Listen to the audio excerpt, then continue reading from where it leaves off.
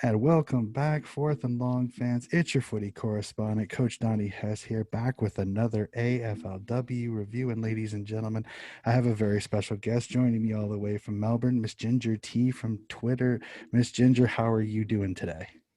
I'm good. I'm actually not Melbourne. I'm Geelong. Oh, There's, Geelong. there's a slight difference there. Okay, okay. I keep forgetting that. My apologies. My apologies. So from the great city of Geelong, So I think we already kind of know. I'm guessing you're a cat supporter. I well, look, we can go into this now. I grew up following the men's game. I decided when I was about 6 that I wanted to be a Saints supporter. So I go for the Saints. When the women's league started, I played for a team here in Geelong, and some of my teammates are now playing for Geelong, and Geelong obviously got a women's team in the AFLW before the Saints. So I have a membership for the Cats games, and I go to them, and I also have a membership for the Saints for the women as well. Not a problem. Not a problem. I find myself kind of at odds a little bit considering my Sydney Swans don't have a women's team right now, and I really haven't picked an allegiance because I'm enjoying the footy so much that I think I'll wait until the Swans have their team. But I've thoroughly been enjoying this season. So since that's what we're here for, let's hop right into it. We will hop into the round 7 review, and right off the bat, we get Gold Coast versus the Richmond Tigers. Richmond Tigers winning 41-26. Miss Ginger, what did you think of this game here? I Look, I have to admit, being a Geelong fan, um, I'm a little bit worried for when we play Gold Coast in a few weeks because they brought it this week. um, I mean, it wasn't perfect. Obviously, the Tigers won, um, but there were some elements that were good, and certainly were. I I tend to like the underdogs, so I certainly liked what the Gold Coast in Richmond. I think are looking really good. I think they'll get. They've kind of found their place and they've gelled really well. So I think that they'll probably go on and get a couple more wins for the season now that they've got the taste for it. Yeah, I definitely agree. This Richmond team is they're gelling at just the right time. Yes, they're not going to make the finals, but I think this team is going to be a worry for some teams in the future, just with so many young talents. And I think Gold Coast, I think would kind of been mired in mediocrity most of this year, and it had a lot of troubles. So I think they're starting to get it. Yes, they don't have Miss Perkins up front anymore, but I think some of their younger players are starting to come out a little bit. So it'll be quite interesting to see how the Suns go, and both these teams are kind of, I think they're playing to get ready for next year, which could be quite interesting there. I think you're right. I think Gold Coast probably would have been a little more competitive if they had Perko and sorry, my brain does this. They also had was their best and fairest that was out as well. So obviously to do as well as they did while struggling a little bit, Hmm. um, definitely definitely a good effort there. Yeah, they're gonna be tough. It's the growing pains of some of these younger teams, unfortunately, but there's still time. It's still growing. The league is still growing, but that's okay. So we'll hop over. The next game in the round is GWS versus St. Kilda in an absolute downpour. I was GW at that game. I remember seeing that on Twitter. That was absolutely amazing. I have to applaud your fandom to be able to go out to a game. GWS wins it 45-25 in an absolute downpour. I mean, was it as bad as the conditions looked, or was a little bit clean? I think it cut um, it was, look, I don't think I've ever been so wet in my life. And I'll be honest, I'm ex-Navy, so I've Mhm. done all sorts of drills where I've had to go swimming fully clothed and and things like that. Um, it was wet. I got to the point where I had to take my glasses off because the spots of rain were just fogging them up too much. So I spent an awful lot of time asking the person next to me, who was that? Who was that? Who was that? Mhm. Um, I think Alice Parker was all over the ground, um, doing really well, and I I mean, it was the Saints' last home game for the season, so definitely wanted to be there for that. And also, I just think the Giants were looking good. Cora was fantastic.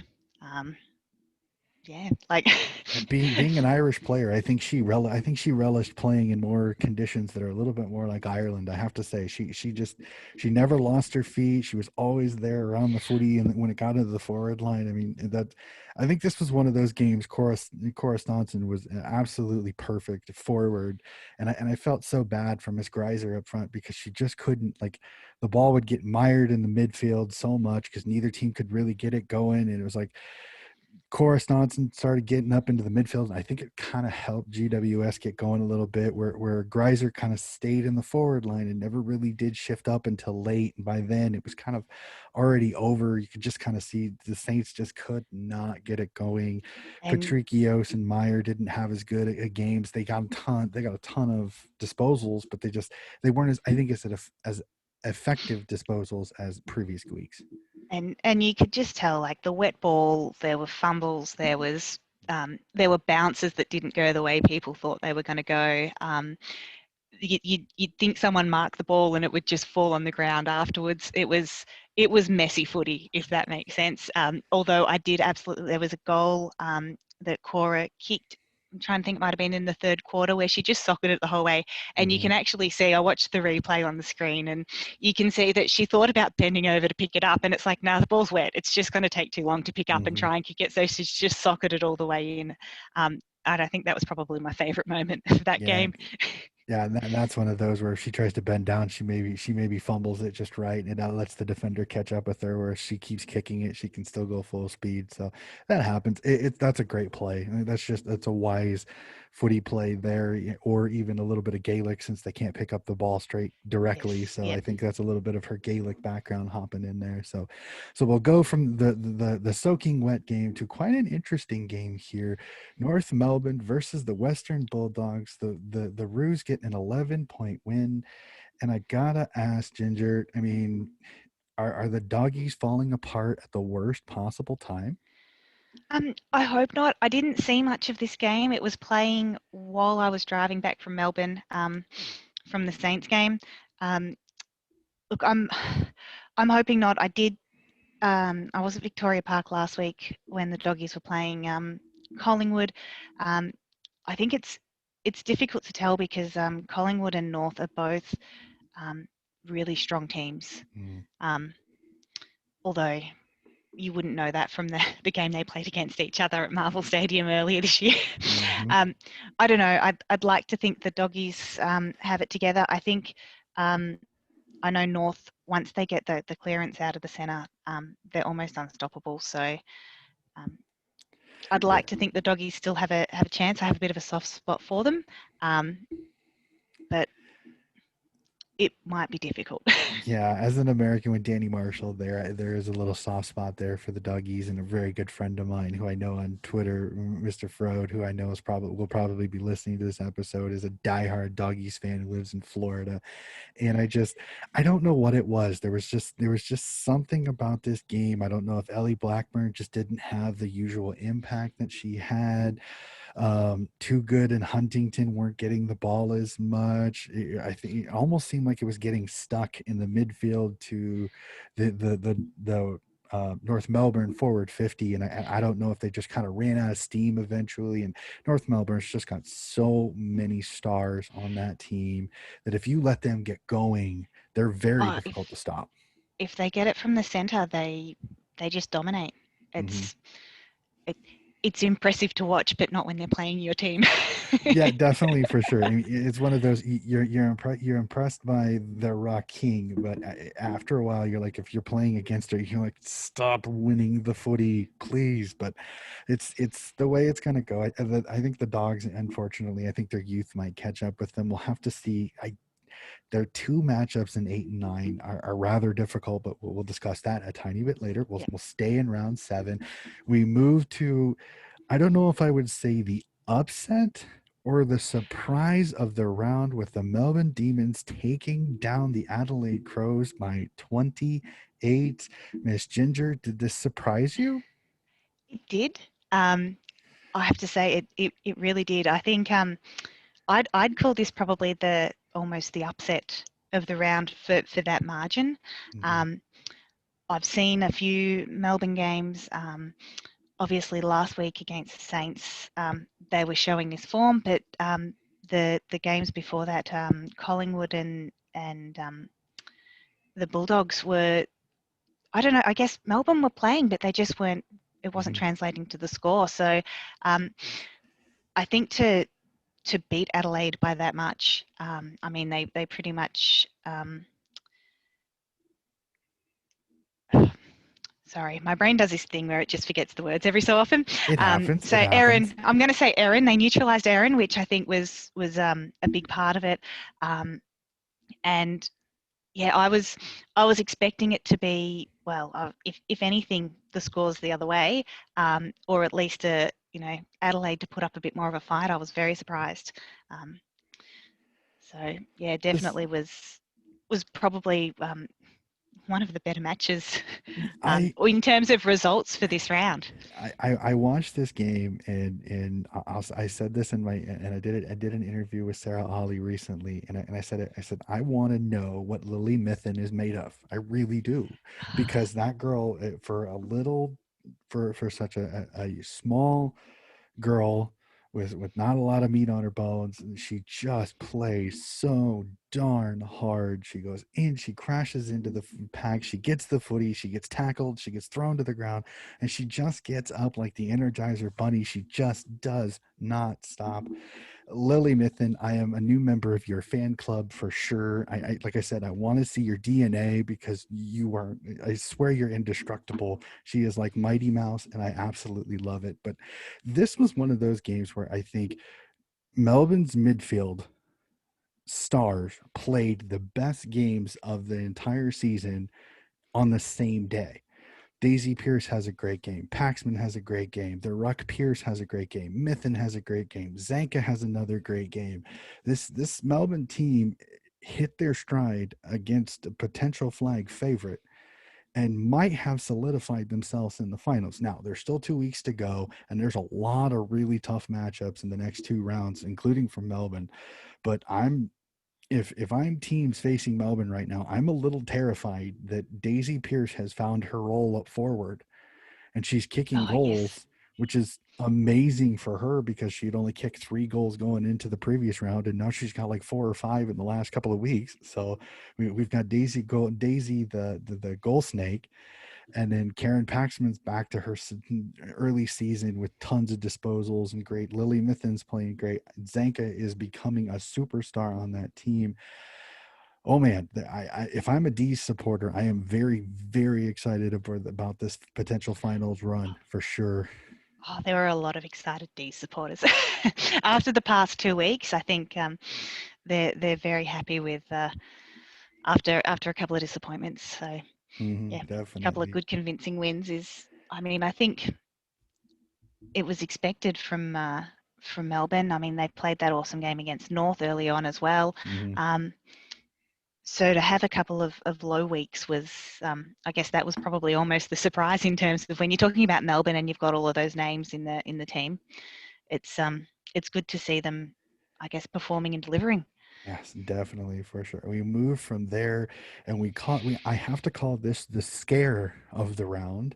Carlton Yes. v Frio. Frio escapes Icon Park with a 4-point win. That was. What a game this was. For most of this game, Carlton was up. Frio could not get anything done. Their superstars were not hitting.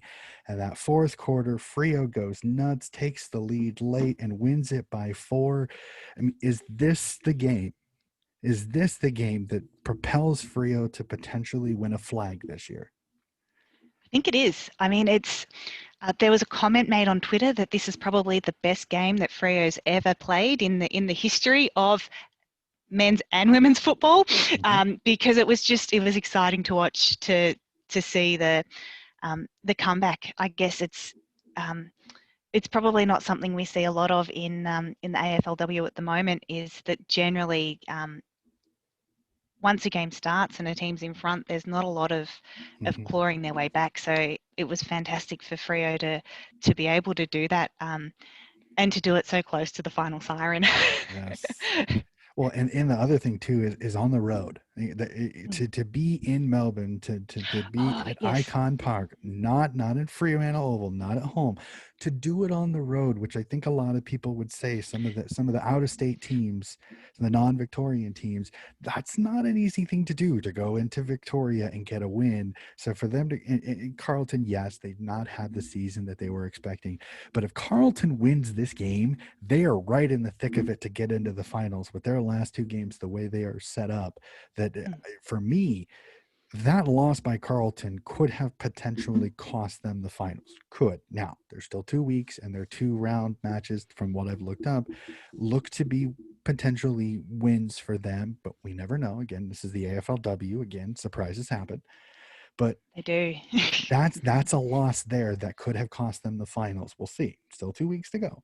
But that loss there, dropping this one to Frio, could have cost them the finals. And it's kind of sad to see some of the superstars that Carlton has that may not make the finals this year, but it's the way it goes, unfortunately. So we move from that one, the save of the round by Frio, to kind of the falling at the last hurdle with Brisbane hosting. Brisbane originally supposed to host Carlton before a COVID Collingwood. scare kicked the game back to Melbourne. So Collingwood again doesn't have to leave the confines of Victoria at all. They get to play it. I can't remember, where did they move the game to? I So think they moved the game to Western Oval, which is mhm, the Bulldogs' home ground. So for the cow. obviously they didn't have any crowds because of the COVID scare, and I guess they were trying to find some neutral territory. Um, I still I still don't think it was completely neutral, because obviously the Lions had to travel um, Mm-hmm, and have that long day of, getting to the airport, getting to the ground, playing a game of football, and getting home again. mm-hmm. Um, but But you got to give them a round of applause. They came down and found a way to get a win over a Collingwood team that for all intents and purposes, I thought could potentially go this entire final series without losing, this entire home and away undefeated, as effective as they were. And Brisbane does it again. First Adelaide earlier in the year, nobody thought they could win it, and I'll raise my hand. I was the same thing. I doubted Brizzy. I really did.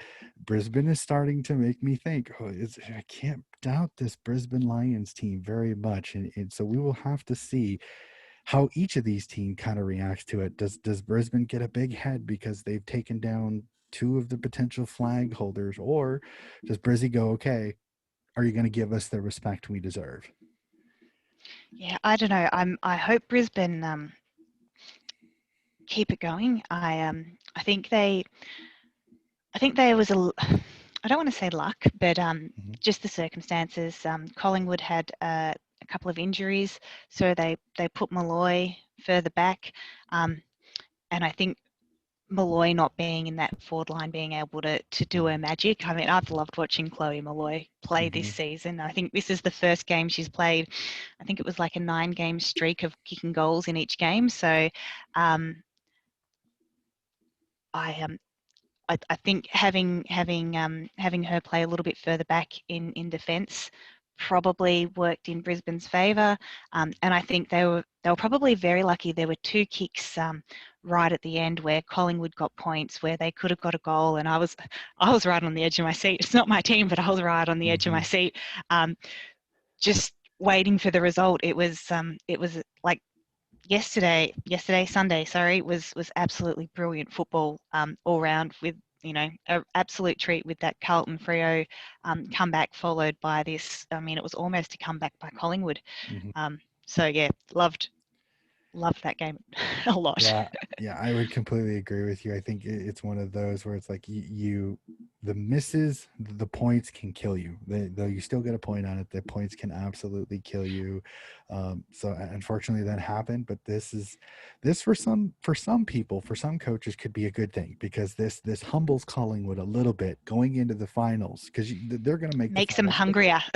Exactly. It pushes that, okay, we can't sit back on our laurels anymore type of play, which we'll have to see. I'm very intrigued to see the next 2 weeks of how they go. And unfortunately, I know you don't want, I know you may not want to talk about this.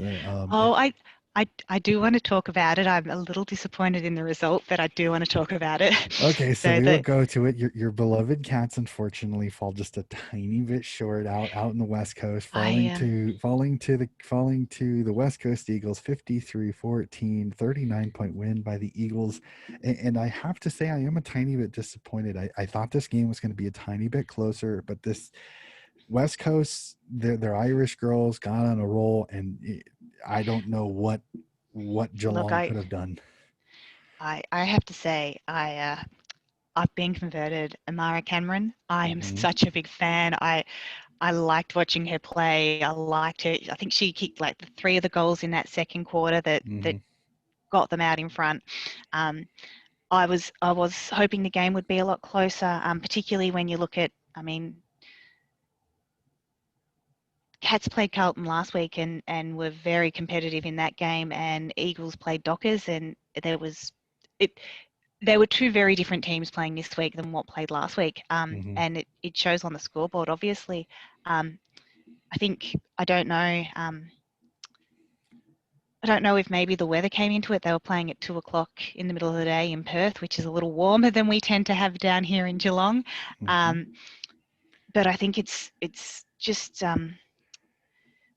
I think I think the Cats just need a little more time to gel. I mean, we were talking earlier about Richmond has gelled as a team, and you could see there were a couple of matches Richmond played before they got their first win, where you could see that they were cohesive and they were working together. Geelong just doesn't seem to have that all the time, and I guess they have this bit of a panic sometimes where they get the ball and they just want to get rid of the ball without actually looking at where it's going or who it's going to or whether or not they have any good options. Um, so it is a bit it's a bit sad to watch sometimes because you want them to do really well, and it's like I know that if I was out there playing, I'd be doing the same thing. I get the ball and it's like I want to get rid of it before I get tackled. Hmm. um, so Yeah, so I can understand it, but it yeah, I think they just need a little more time, a little more maturity in the team. mhm. And I think it's the discussion that I've heard a lot. Unfortunately, is many of these expansion teams. It's going to take them a bit. It's not success isn't going to come as quickly because you don't have the experience. You don't have the experience in the entire list. You don't have the players that have won flags. There's a ton of things that unfortunately you got to give the original clubs that started the AFLW a little bit of credit. They have a little bit more money in the bank when it comes to playing the season and all of that. And I think it's going to be growing pains for at least another year, unfortunately. And I think the Cats are one of those teams that's they have to go through these bumps. And you don't want it to happen, but unfortunately it has. I think the Cats also they're very much trying to promote local players Hmm. and look after the local talent, which I mean it's very admirable, and I love it because I'm from Geelong, and I love that I can see. I mean, just when Laura Gardner played a few weeks ago, and I did training with her. She was an under-18 when I was playing. I'm a little bit older than that, Hmm. but they're trying to look after their local girls and their local talent. Um, but I think it might be a little bit more might take a little longer to develop that because they haven't quite got the experience Hmm. of playing at this level there yet. Yeah, So definitely. And it'll give it time. And I think with more and more girls playing it earlier now, you don't have the stopping at 12 after odds kick anymore. Now you've 12. got I did look, this is probably giving away my age. I did Vic kick until I was about 8, and then I was politely guided to the netball courts because I wasn't allowed to play mm, football.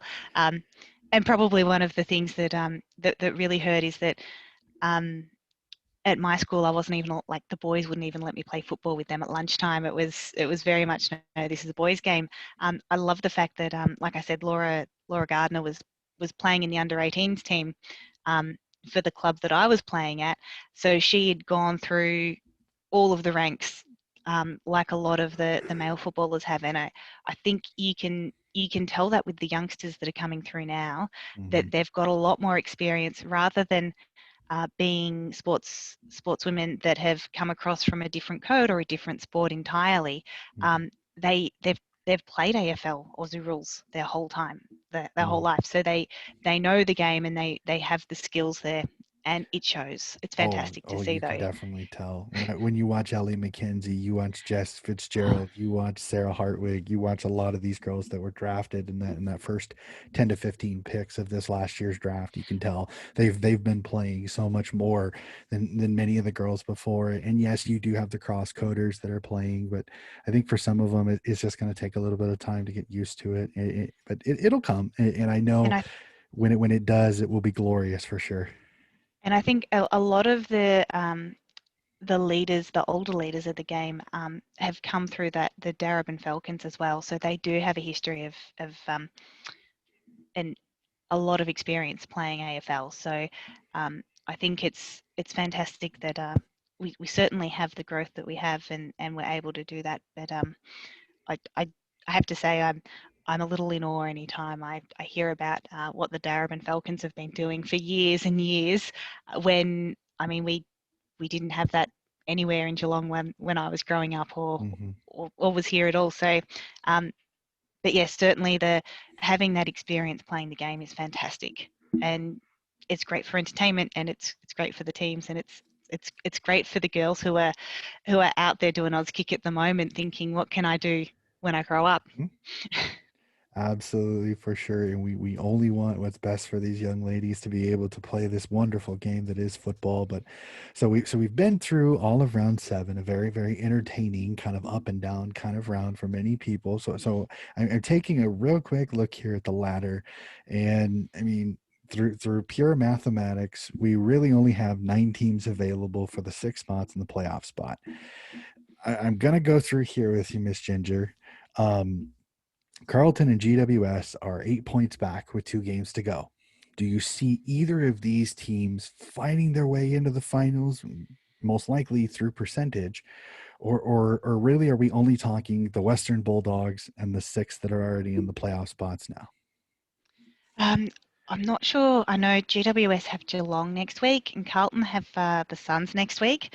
And look, if I want to be honest, you would think that they would probably both get wins. Unless there's a major upset, there might be. I mean, you don't know, do you? Mm-hmm. Um, I'd expect them to both get wins. I mean, and the Dogs have Adelaide, which I think is in Adelaide. So I'm not sure that they'd make it. So I think we're going to end up with maybe at the end of next round, all those 3 teams all on the same number of points.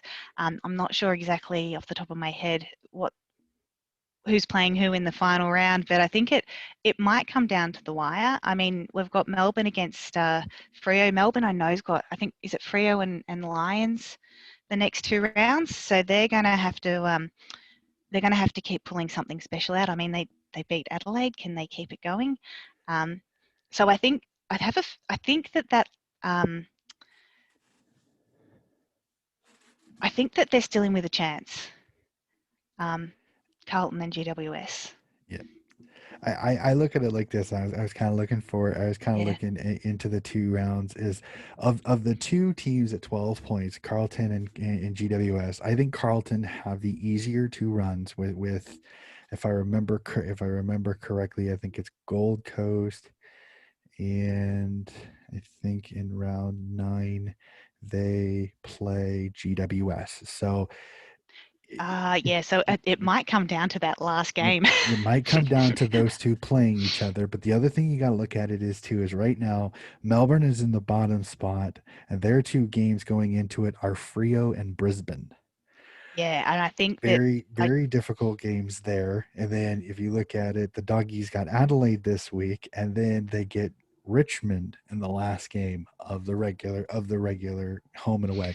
So there's a lot of very intriguing yes, matchups here. If I had to put my money on a team outside Western, Carlton, GWS, I think Carlton, because I think those 2 games are both winnable. I think they beat Gold Coast this week. I know I'm jumping in my yeah, tipping, but we'll that's just do okay. it. do it real quick. And then I see Carlton. I see Carlton beating GWS. I think they have just a little too much talent for GWS. I think GWS will give them a test. It will be a very good game, but I'm gonna tip Carlton. Now I don't know how injuries are gonna go, so it's a premature tip. But I think Carlton's the team, just looking at the matchups, that I think have the best shot of getting the most points. The question is, how is their percentage? Because if you just go by percentage right now, I think they're like 30 percentage points outside of making the six. So it's going to be very wait and see after each game to kind of see how these percentages go. Yes, right as we speak, Carlton is at 108.8, and Melbourne, who is in sixth, is at 136.4. Yep. So that is a 28 percentage point. That's not easy. So can Carlton Although put up the points on Gold Coast? I guess if I mean, it's kind of hard to tell, because if you're winning games, your percentage it should go up. Mm-hmm. If you're losing games, your percentage should go down. It's very rare that it does something different. But yeah, I think you're right. I think if your prediction's right, it is going to come down to percentage. And oh, I always hate those things. I remember at one stage cheering for Collingwood to win. This is back in the 90s. I think we were cheering for Collingwood to win a game, because if they won, it would knock someone out of the game, or it would lower their percentage by a certain amount, so that one of our teams would get into the finals. So it's the percentage is it hurts to see someone miss out on percentage, because they're I think in the men's game, it happened a couple of years ago that they literally had like the live ladder and the percentage points, and somebody had to like kick a goal late. I think it was 19 years, either 2019 or 2018, that literally came down to percentage points on like two of the last kicks of the entire season. So it brings a little bit of mystery to it. I think the other thing as well is that the percentage is, because the round has been the season has been so haphazard due to border closures and things like that. I think the percentage is also almost a little unfair, because you've got someone like Freo who played the Eagles twice, whereas a lot of the other teams won't be playing the Eagles. So, their percentage has gone through the roof for some of those games. So I think that's the percentage, I think, is going to be very painful this year, because it hasn't been an equitable fixture, because of the way we've had to rearrange matches at the last minute and move them. Exactly. And the other reason that I say this too is and maybe this is a tiny bit of a laugh, is if I'm Western, I'm a little scared to play Richmond in that last game of the season. I was going to say Richmond if you really think are about getting that, really good. Mo Conti, Ellie McKenzie, Miss Brennan, Katie Brennan is getting better. Yeah. Frederick is starting to get her goal kicking shoes back on. That Tigers team if I'm the Western Bulldogs, would scare me just a tiny bit being the last game, because they can play spoiler. They can just play free flowing footy, where the Dogs may play a little tight, knowing they gotta win to get in, or they have to win with a little bit of a percentage to give them a shot, knowing that, I mean, it all depends. I mean, Melbourne wins one of these last two games. The six is set, unfortunately, unless North and Adelaide both lose twice and lose badly in one of them, to where their percentage, tanks. Unfortunately, I don't see that happening. I think Melbourne is the weakest of the bottom three. I think Melbourne is the team that might be the most vulnerable.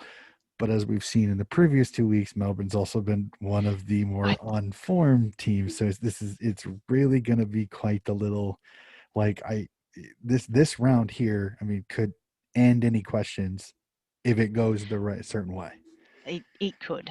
So, but yeah, I think Melbourne is looking really strong. I think, they're looking strong, and I think they're potentially looking a little stronger than say Carlton or GWS, Mm-hmm. or the Doggies are at the moment. So, but again, they've got those two tough matches. I mean, they might be able to, after having that win over Adelaide this weekend, they might have the confidence to go out and smash it for the last 2 rounds. We They might have found their feet. Who knows?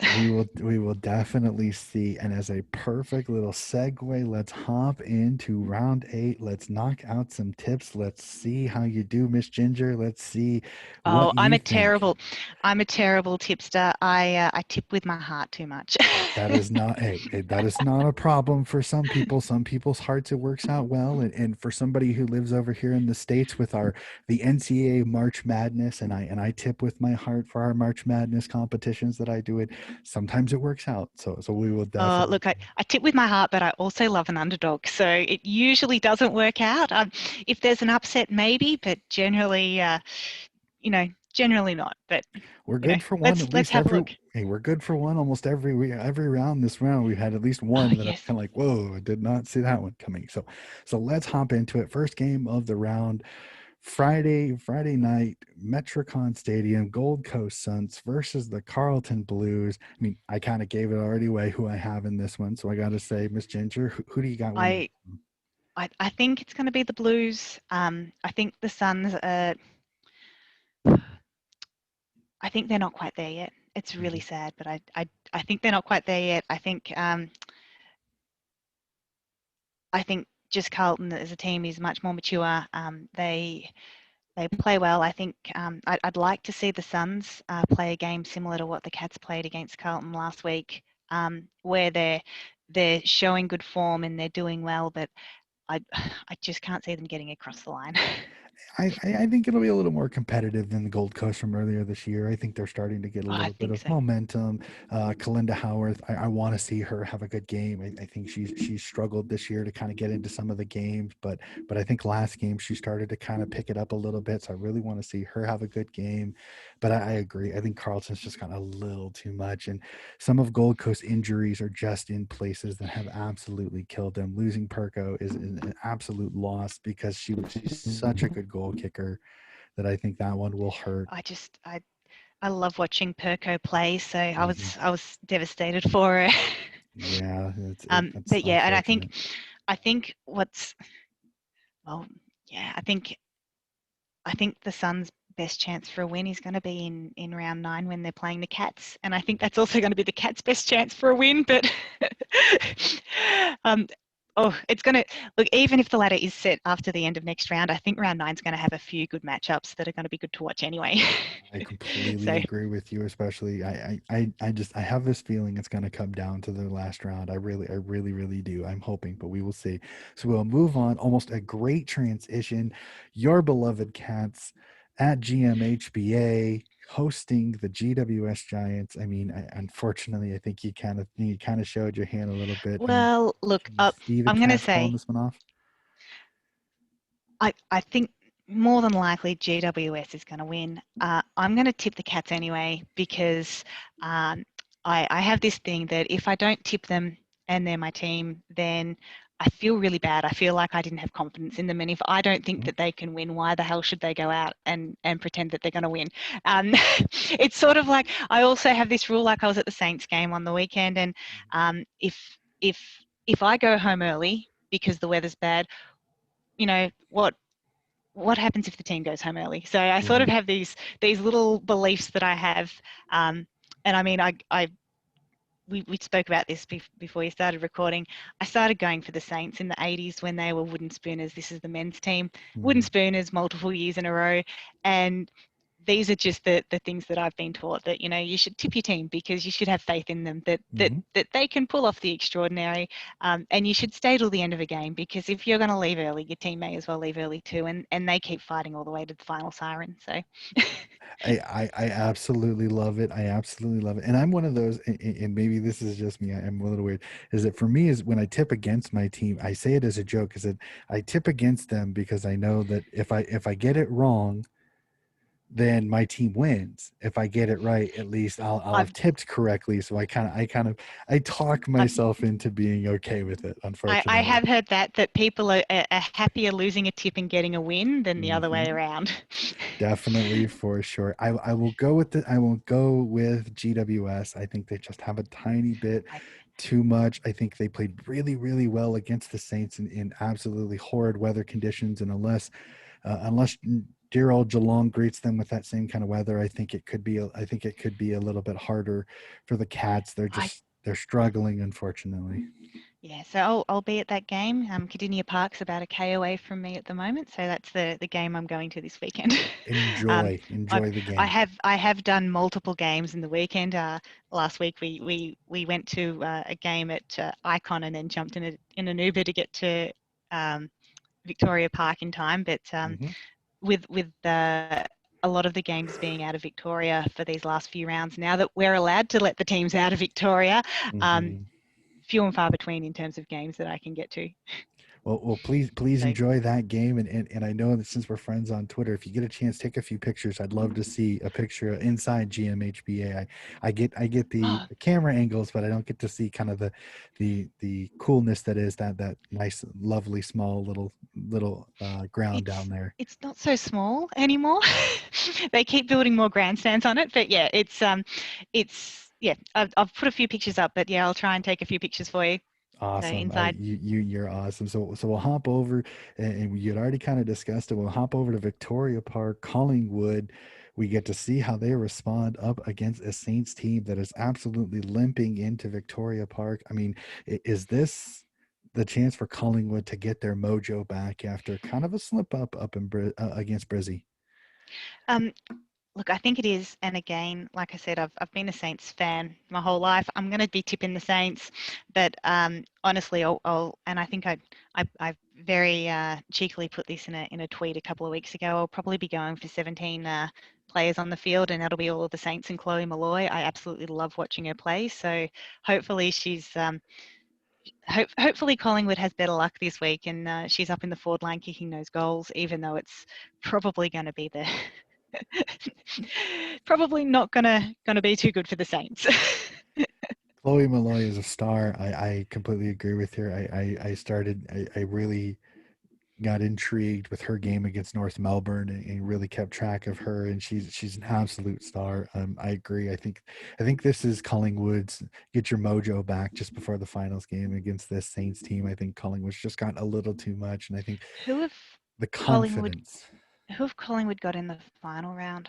I can't If remember off I the top of my head remember now. correctly, they will play Adelaide at Norwood Oval in Adelaide, round yeah, 9. So that's that is their. going The, to be an absolutely gigantic matchup. Unfortunately, we don't get to talk about it this week, but it that's is a okay. great Yeah, one to look I'm just forward like to. I was gonna say. Um, honestly, Collingwood. I think if Collingwood has a bit of a struggle against the Saints this week, I think they'll be on fire going into that last round. I Hmm. think if they have, um, as I've recently discovered the lyrics of their team song, if they have a cakewalk against Hmm. St Kilda, I think they might be a bit complacent going into that last round. So we'll see how we go. Yeah, this one will definitely kind of see how they bounce back from a loss too, because sometimes you can have two in a row, which is going to be difficult to get yourself in the right frame of mind going into that game over in Adelaide. But so we jump over from Victoria Park up to Queensland, up to the Gabba, and another titanic matchup. Can Brizzy do it again? Brisbane v North Melbourne. I think they can. North, I think North have been really good and really strong, but at the same time, every so often they've just not quite when they're playing a really strong team, it's not quite there. Um, Brisbane, I think, are looking really good, um, and particularly, I think if they can beat Collingwood, they can do North. If they can beat Collingwood in Victoria, I think they can beat North in Queensland. Yeah, I think there's two things that I go off with this with games like this. I agree with you. I'm gonna pick Brizzy, but there's two things that I'm gonna be looking for. North Melbourne has to travel outside of Victoria, which is never easy, and the weather's going to be interesting. But Brisbane is this a game that they kind of play lackluster because everybody's telling them, well, you've done so well. You beat Collingwood. You knocked off the undefeated team. Sometimes, and maybe it's an American sport thing, I've noticed that when you win a big game, the next Oh, you game you're prone to kind of take it a that little bit easy. that's what I meant. The complacency creeps in. Hmm. I'm hoping that doesn't happen. I mean, honestly, like I said, that the game against Collingwood this week, I was on my edge of on my edge of the seat right until the end, Hmm. because there were a couple of kicks that could have gone through for a goal and won it for them. So I think Brisbane needs to be on their toes still, and hopefully they still will be. I think if it was a really convincing win, it would be a different story. Yeah, I completely agree. I'm going to pick Brisbane. But that's the first 5 minutes of the first quarter are going to be quite interesting to see how Brisbane comes out, because if North Melbourne can get a couple of goals early, will we see panic set into Brisbane because they're like, oh no, and they Well, panic a little bit. I think it's going to depend a bit too on that midfield, because Mm, North is really strong getting the ball out, and once that happens, um, it it's almost game over. And I mhm, mean, and that's why Collingwood played such a great game against them. Is Collingwood was able to stop that, mhm. shut it down right from the start. So, Yeah, but yeah, completely yeah, agree. you're right. It I think it'll be an excellent game to watch. It will be a fun one for sure. And from that, what I consider a team that I've got a little another soft spot for, the Richmond Tigers up against the West Coast Eagles, both coming off wins at Swinburne Center. I mean, do the Tigers get another one here, or does this Eagles team get buoyed by a great win over the Cats? Unfortunately. Unfortunately, I think. Look, I think Richmond probably is gonna do a little bit better. um, Overall, I mean, it's the I think the travel shouldn't be discounted. I think Richmond as a team seem to be a little more fluid. Um, yeah, I think Richmond. Yeah, I think West Coast gained a little bit by Geelong they've have injuries in the worst possible spot, and the travel over to West Coast. I think the West Coast really benefited from being at home, having to come all the way to Victoria, playing a Richmond team that's playing really really good footy. Mo Conti came back from her little Oh quad yes, injury, and she was absolutely dynamic. Her and Ellie McKenzie are going to be an incredible pair to watch in the midfield. Richmond is absolutely in fuego when they want to be. I see Richmond winning this one, and this one could get away from West Coast early if it gets going the way I think it could. but I do want to say, and I know I'm not supposed to be talking about round nine. I am a little worried for when the Saints go back over to West Coast in round nine, Mhm. um, because I think that West Coast team shouldn't be discounted. They've shown that they can win, and they can win convincingly, and they've Yep. got a lot of talent in that team. So um, hopefully it's another good match, but I do think Richmond will just tip it over the line. Yeah, it'll be a fun one. And then these last two, oh my gosh, these last two are going Oh to be gosh. two of the best back to back. Adelaide at home at Norwood Oval against the Doggies. I mean, is this the Doggies' swan song? Or No, I think Adelaide's going to be hungry after a little bit of a thumping by Melbourne. They're going to be hungry. They're going to be home. They're going to have the home crowd there. Um, I think it's going to be tricky. It's going to be definitely. hard. They're going to be hard to beat. Oh yeah, and I I'm very intrigued to see Aaron Phillips, Ellie Blackburn, Bonnie Too Good. I mean, some of the superstars who steps up for their team, because both these teams coming off debilitating losses. Who steps up in the first quarter? I think the first 10 minutes could be a telltale sign of how this game goes, because if one team gets up, could the proverbial kind of momentum train just continue to roll on and on. So I'm gonna tip Adelaide because Norwood Oval is so hard to go over to. I think the doggies kind of, they had so much momentum in that winning streak, and they've kind of lost their way a little bit. There's something off about the midfield. There's something off about that team. I don't know what it is. I'm hoping that they kind of right it and this is a close game, but this is a game that could get ugly if Adelaide gets going. I think you're right. Like I said, they're going to be hungry. They're going to be in front of a home ground. Mhm.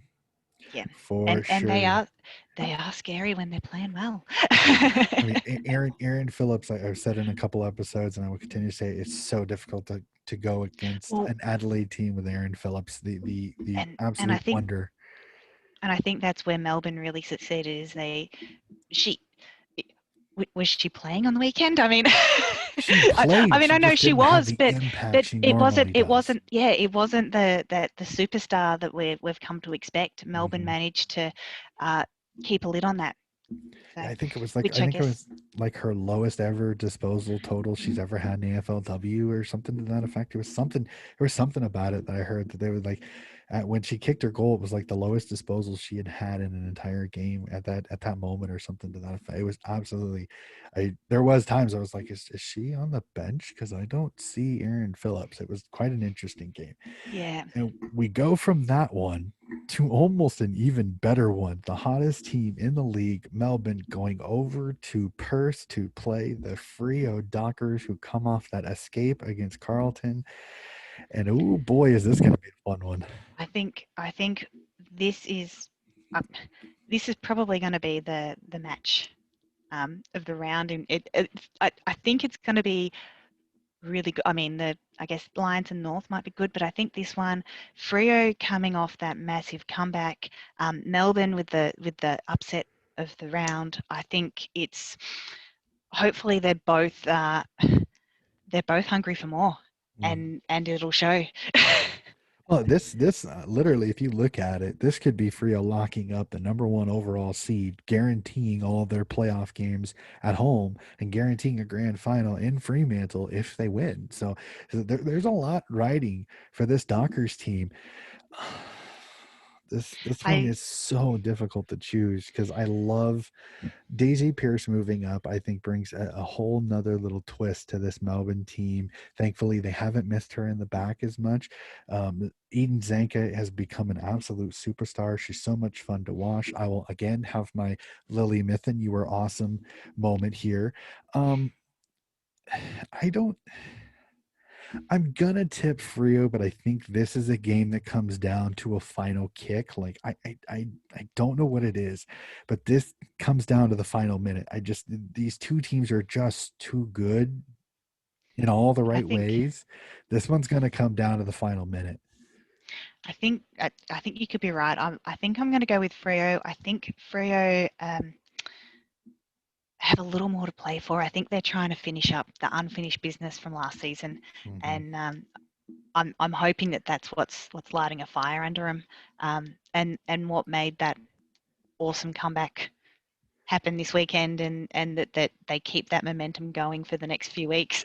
Yeah, and that scare against Carlton sometimes can kick them up the rear and kind of get them going. And I Oh think yeah. that could also be too. And like I said earlier with Brisbane, is Melbourne going to have a little bit of a letdown because they did so much to beat Adelaide. Oh Will they yeah. have a It's little bit of a letdown, especially going over to Frio? The travel to Perth isn't a short one, so it's no, how they're affected by the and travel will be another one too. And I guess the other thing, they're playing at 3 o'clock in the afternoon, and Perth is a lot warmer than Mhm. Victoria. I mean, it's further north. It's further north. It's even more north than Sydney. So, if it's a nice sunny day, I think that tips it into Freo's favour as well. They're used to the weather. They're used to the heat. They're used to we've had quite a few cold days down here in Victoria, so Mhm. it might be just enough to give them that little bit extra.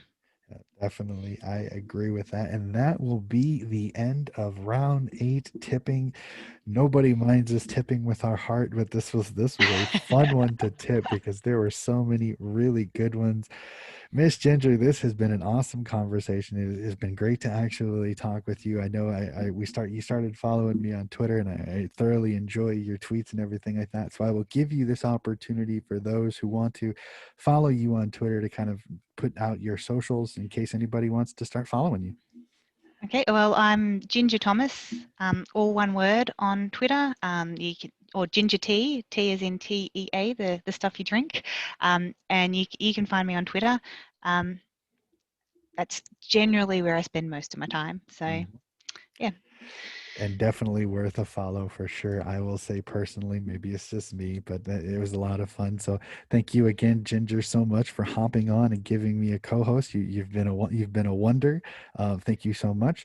Fourth and Long fans, this has been another AFLW review. Stay tuned for next week. We'll have another exciting co-host hopping on, talking around round 8 and only 2 more rounds until the finals. Have a good night.